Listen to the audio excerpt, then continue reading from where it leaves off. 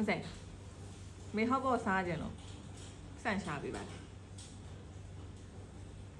12000ဆိုစားလို့ရတယ်1000မို့လောက်ဆိုစားလို့ရတယ်ရှာပေး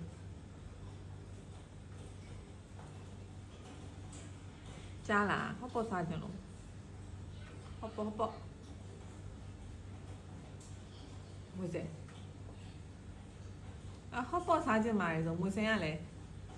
မွေးစဲ1000ရှာပေးမွေးစဲအမွေးစဲ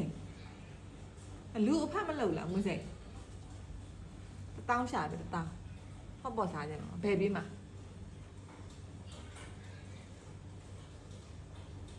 လုံးနေတယ်လုံးလဲလှမလားဟောပေါ်စားကြလို့ပဲ